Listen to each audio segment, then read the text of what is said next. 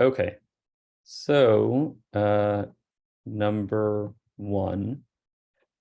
Okay, so this question essentially is just testing out Pearson versus Post and acquisition by capture in the context of wild animals.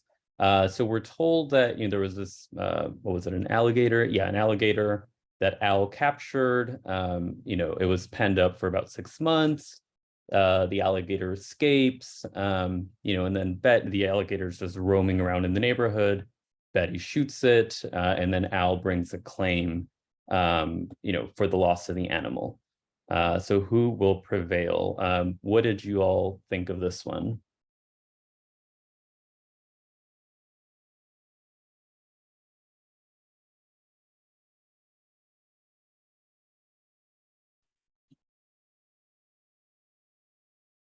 Okay, not getting any chats. Okay, so Yeah, I yeah, said that's C. I just didn't know if it was considered like a wild animal or a domestic animal, and that's kind yeah. of I was confused about. Okay. So great. Okay, so we know it's a wild animal. For one, it tells us, right, that it says at the very beginning it's a wild alligator. The question becomes whether it's been deprived of its liberty.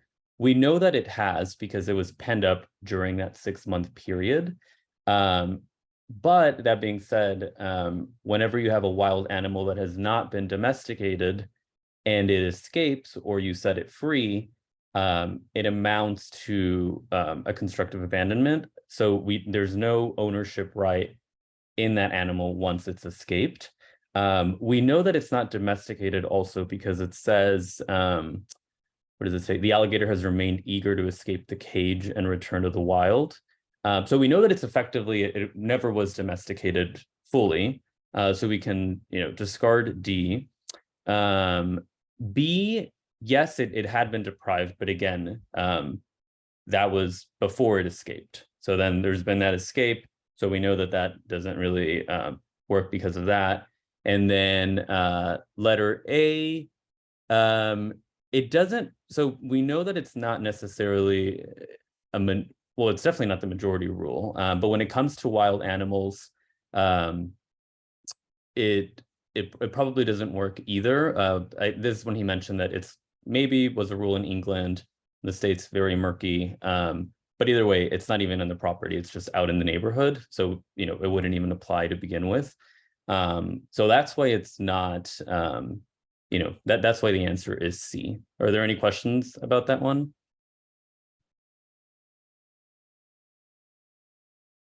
Okay, well, hearing none, well, then we'll move on to number 2. And then okay, so number 2, this question is about surface water rights. So we know that we have Michael and we have Job, and Michael essentially diverts 30% of the water flow onto his property. Job gets mad and then sues Michael.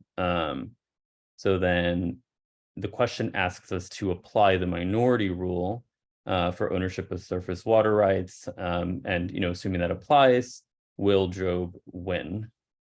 What did you all think of this one?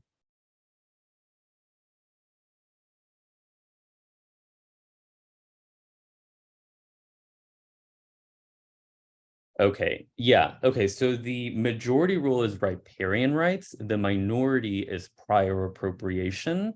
So we know that it's either A or B. We can narrow it down in that regard.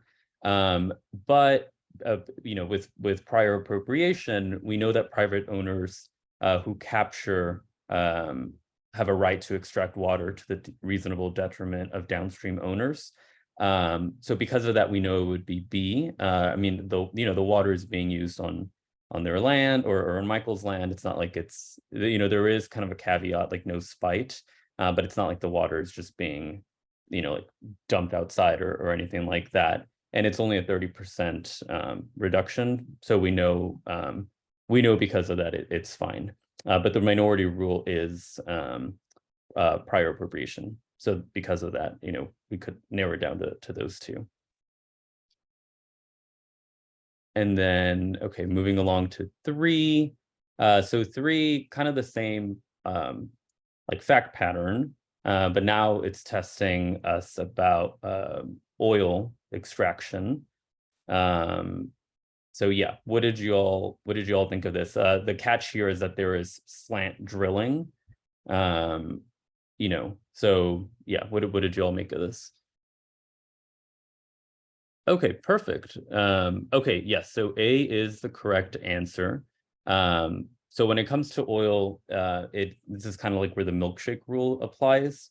However, there is slant drilling amounts to trespass. So because of that, we know that Job's action here would be illegal, and it doesn't it wouldn't essentially be okay.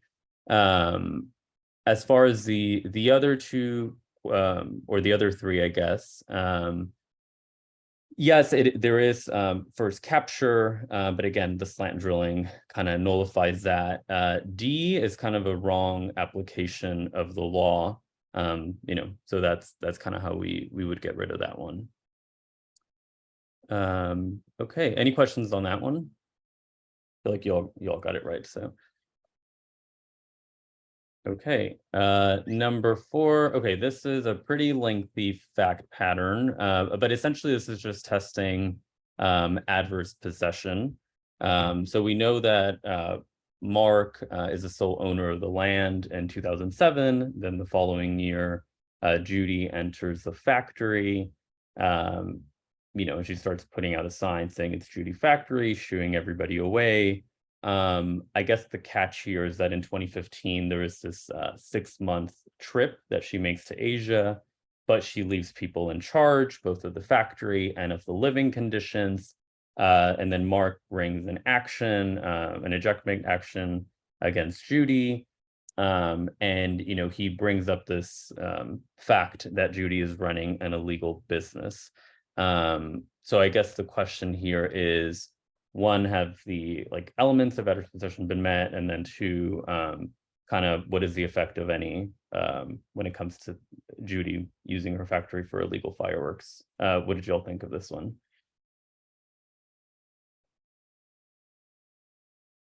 Okay, yes. So this one, it can be tricky, but remember that there's not, and you're spot on, Andrea, there's no rule of law, at least that I'm aware of, or that he taught us about, that making use of doing essentially an illegal activity kind of nullifies the adverse possession claim. So because of that, we know that essentially the fact that she's importing and exporting those fireworks, it's not an issue. And I don't know, let me read it again really quickly, but I don't know if we're told, yeah, we're not told explicitly that the adverse possession claim has been met, but clearly the elements, actual entry, enter the land, there is clearly exclusive possession, she has, that sign out, and which essentially she's shooing people away, which amounts to kind of like the equivalent, I guess, of a trespassing. There's obviously hostility. Clearly, she's treating it as her own, open and notorious. We're told that Mark knows about it, so it's not like she's hiding it. And we know she's met the continuous possession element, which is 10 years, moved in 2008, and then Mark is bringing the claim in 2019. So she's been there for 11 years. So because of that, we know that the answer is C. Okay, and then number 5. So this, same fact pattern, except now we're being asked about the effect of this disability. We're told that Mark dies in 2010. So again, just to be clear, so it's 2007, and then she moves in 2008. And then in 2010, Mark dies and leaves a will to Crystal, who is underage.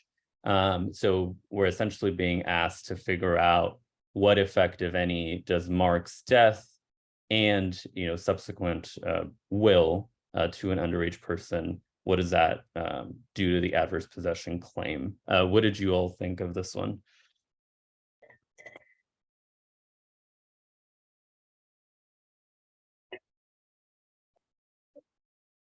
Okay. So the correct answer for this one is actually C. Judy would prevail.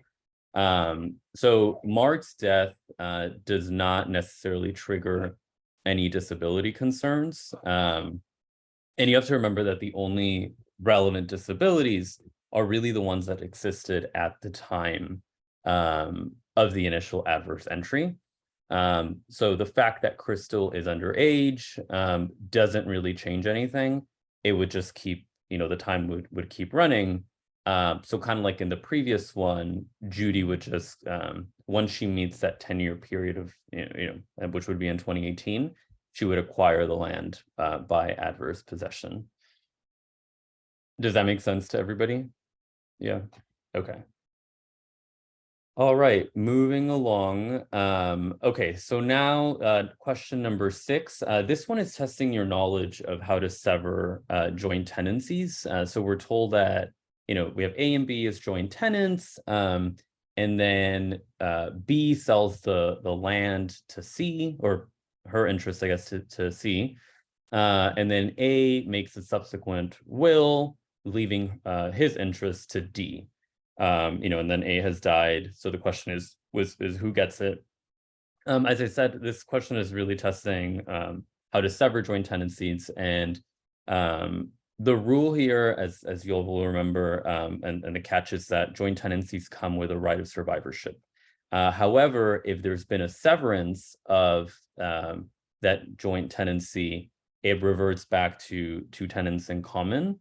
So we're trying to figure out what, if any, severs that joint tenancy, because if if B had severed the joint tenancy, then A's will wouldn't be valid, because we know for a fact that a will does not sever a tenancy. So upon A's death, B would get the entire land. So we just have to figure out whether B selling the land severed the joint tenancy. So you all said, okay, so having said that, I don't know if these answered. Okay, I think this is for number 6. So the right answer is B, because conveying the land, selling it to a third party, amounts to severance. So because of that, when B sold the land, it reverted to to tenancy in common. And then at that point, they had divided interest. And remember that with a tenancy in common, they are divisible, descendable, and saleable.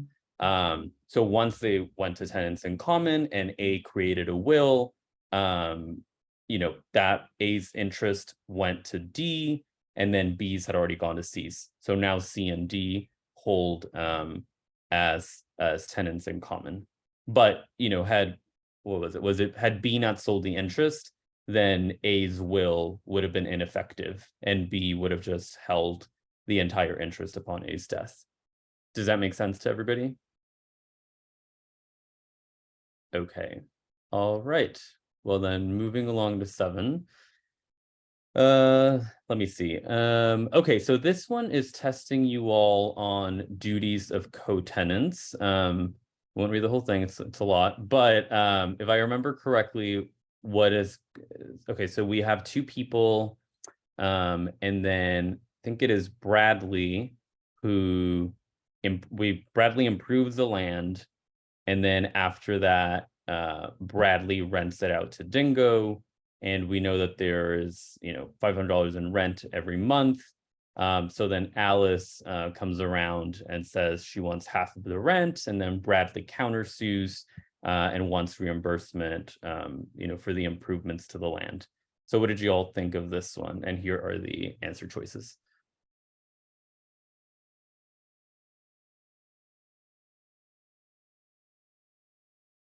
Okay, so yes. So the correct answer choice here is B. So when it comes to rents or any sort of profits, those need to be shared at the time, depending on the shared interests. So here, I think we're told that it's a 50-50 split. I'm not entirely sure. But yes, whatever interest, assuming it's 50-50, then, Alice would get $250 and then Bradley would get $250. Improvements to the land, those are not, Bradley is not entitled to, half of whatever it is that he paid. However, there is a caveat that upon sale,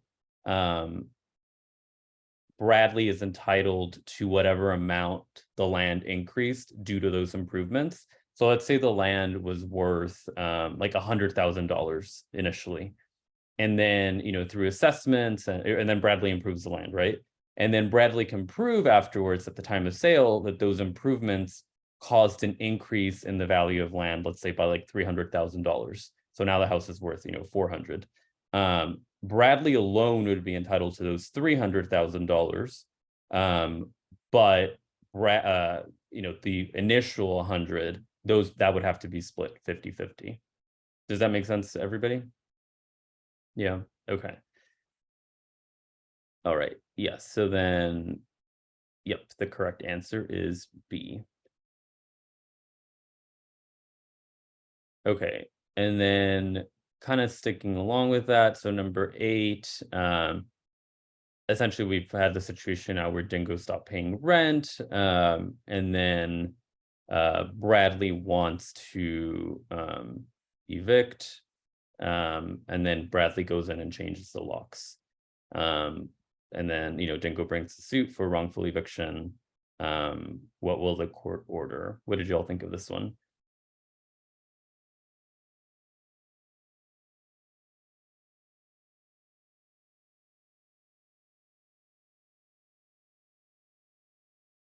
Okay, so this one, so this one I'll say, it's really like a black letter law answer. So the correct answer choice is B. And remember that landlords are limited to self-help, but only via, it says via summary eviction proceedings. So because the landlord went in, Bradley changed the locks, that is not allowed. Okay, and then number 9. Okay, so then this is, we're getting into like future interests and stuff. So O can base by D to A for life, then to B for 20 years if B survives A, then to A's children and their heirs. At the time of conveyance, A is alive and has 2 children, Lynn and Michael. In this conveyance, B has A. And then so I will say, I don't think I remember this in class. Maybe he did bring this up, but this is kind of like a combo deal. Like you have 2 things going on at once. What did you all think of this one? And I guess I'll run you through my analysis here. But we know that it's not a vested remainder. We know it's contingent, so we're down to C and D. And we know that because there's this condition precedent attached to it. And whenever I look at these things, I always look really closely at the language and kind of how it's written. So we know there's a condition precedent because, there's like no comma attached to that second clause. So in order for B to get it, B has to survive A. So it's not vested. It could potentially be B's, but it's not guaranteed. So again, we know that it's a contingent remainder. And we know that if B does, survive A, B will only get it for a period of 20 years. So because of that, we know that we have, the correct answer is D. We have a contingent remainder in a tenancy of years. Does that make sense to everybody else?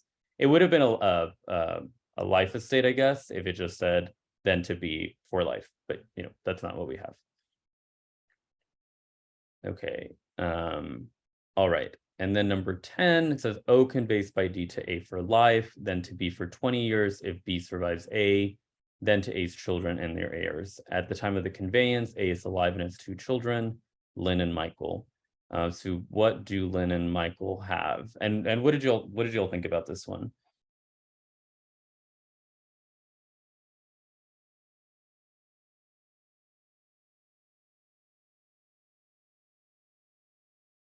Okay. Yeah. So the correct answer is A. One second.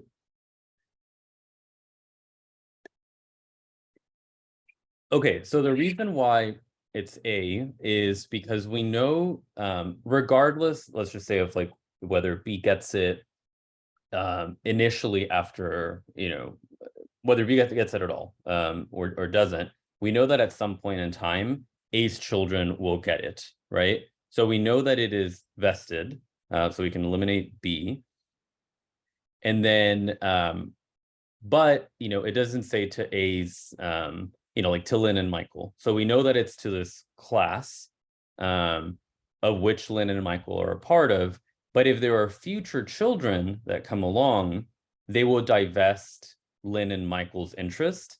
So while it is vested, there's a possibility that they might lose a part of the interest. So because of that, we know it's vested remainder subject to partial divestment. Does that make sense to everybody?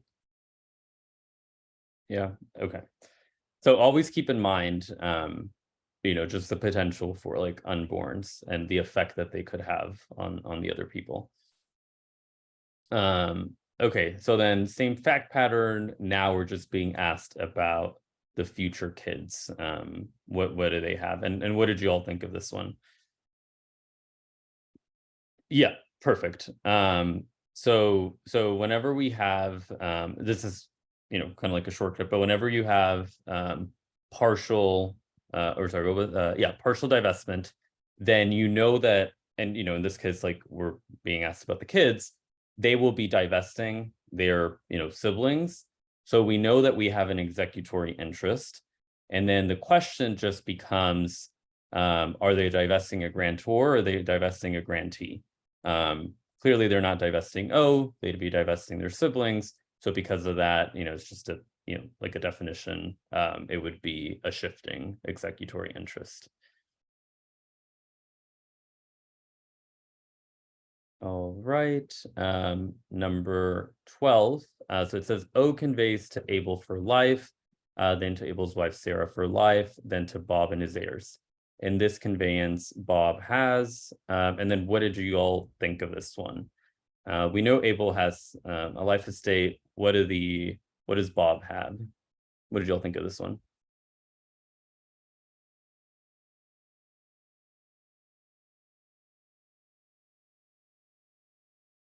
Yep. Okay. So it is a vested remainder absolute, kind of for the same, applying the same logic that I told you about previously. We know 100% that Bob will get it. And then once Bob gets it, it's Bob's, entirely. There's no chances of Bob losing the land. So we know that it is a vested remainder absolute, which is also called an indefeasibly vested remainder. All right, so then number 13, O deeds Blackacre to A for life, then to B, but if the property is ever used for growing soybeans, then to C. Which statement best describes the respective interests of A, B, and C and Blackacre at the time of the conveyance? What did you all think of this one?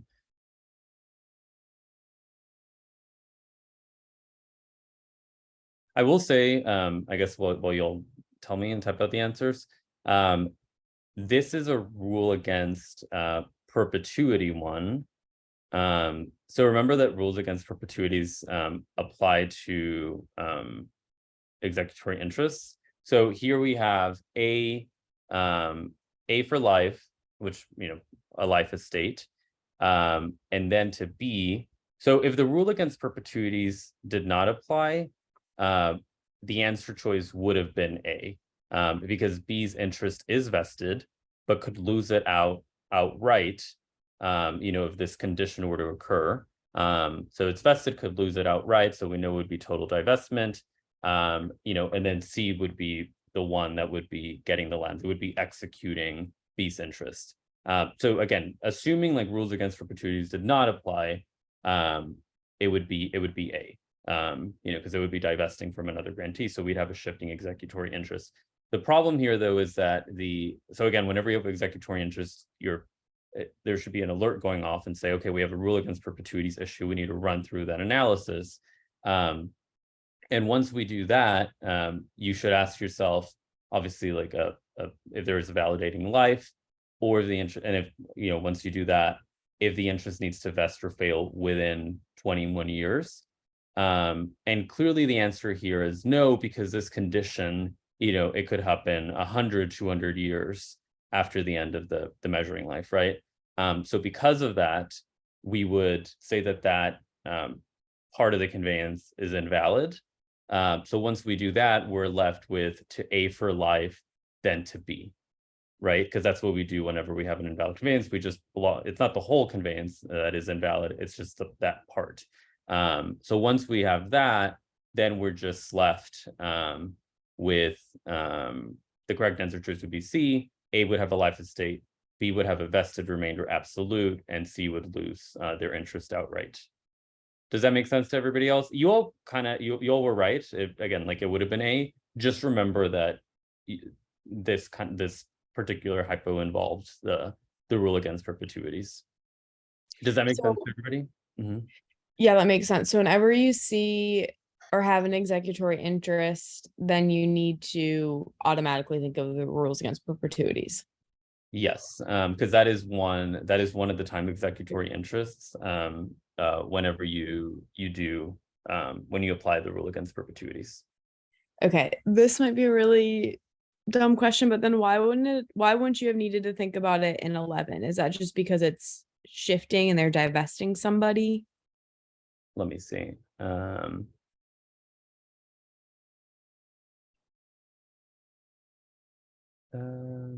me see.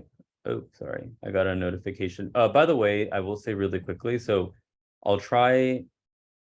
We have 10 minutes, so we might be able to finish. But if we don't, we'll just log back off or log back in after it kicks us off. Okay, so to answer your question, why would the rule against perpetuities not apply here?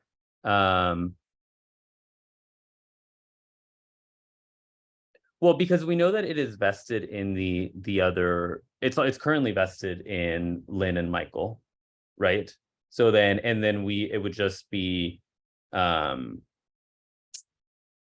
me see. Yeah, I mean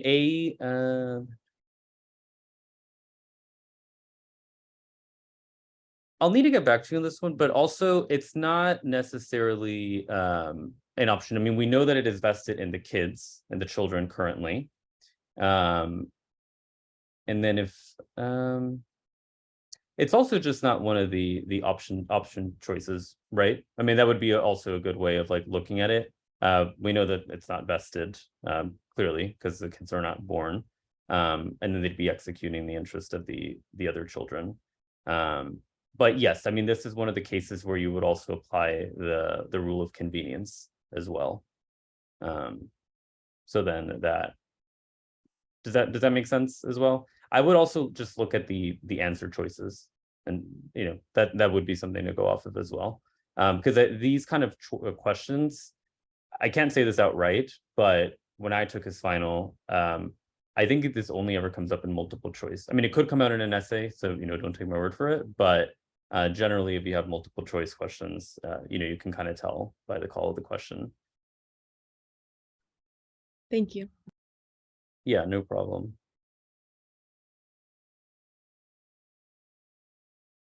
Okay, where were we?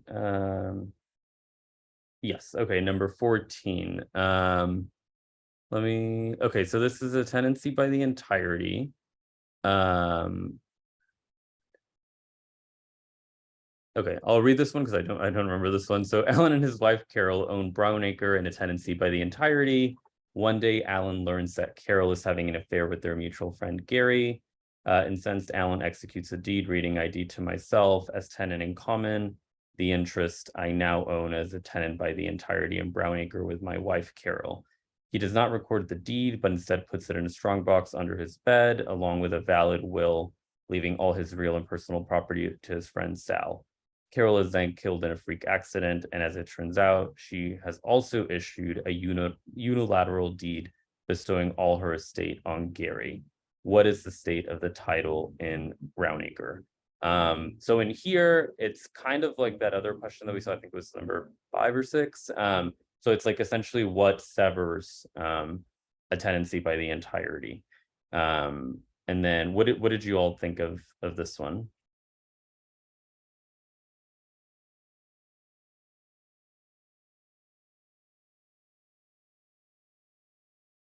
Yes. Okay. So the correct answer choice was D.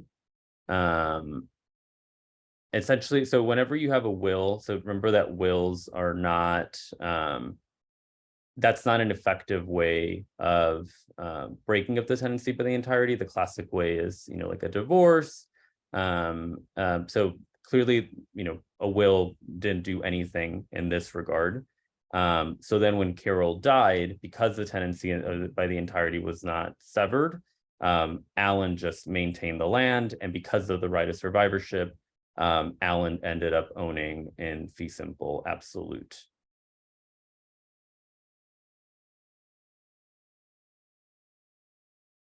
That makes sense to everybody? Okay. All right, number 15, we have 2 more to go. Okay, so then we have another tenancy by the entirety situation. The difference here is that they actually file for divorce. And then Nancy kind of gets into an argument, so this should kind of remind you a little bit of Sawada v. Endo. She gets into, what is it? A car crash. And then the owner of CBGB recovers a judgment against Nancy and wants to satisfy the judgment. And he attempts to have a judgment lien placed on Chelsea's loft. So at the time of the accident, what form of ownership do Sid and Nancy share in the Chelsea loft? What did you all think of this one?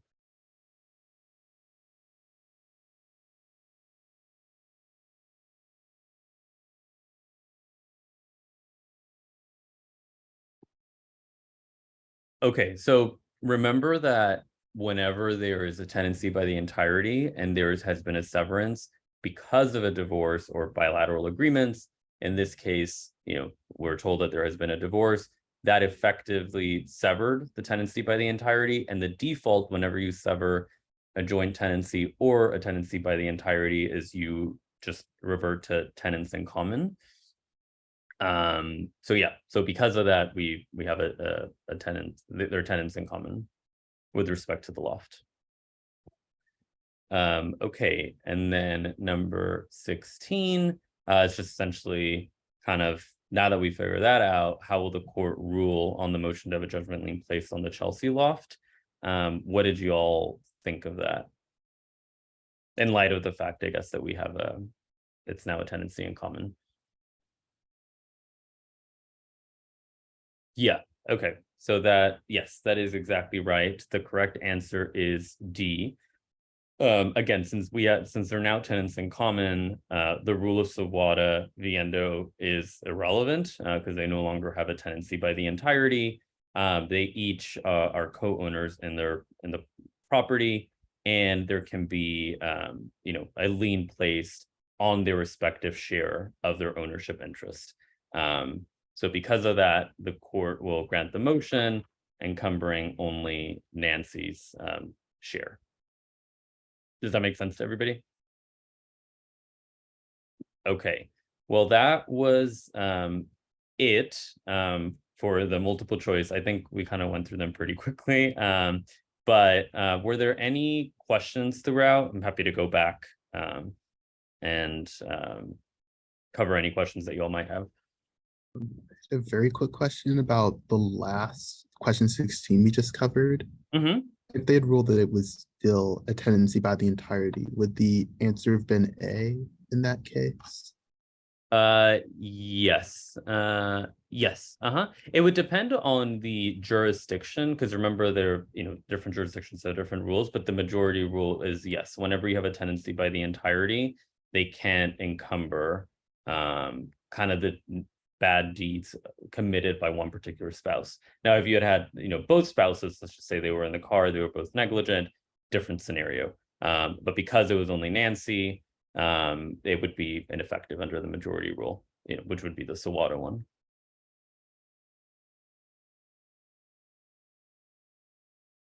Anyone else have any other questions? I don't have any questions about these, but I do have some questions just about, I think, either this week's material or it might even be last week's material.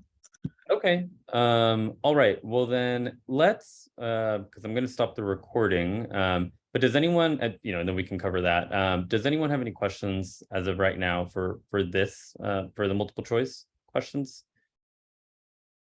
No. Okay, then I'll go ahead and stop the recording.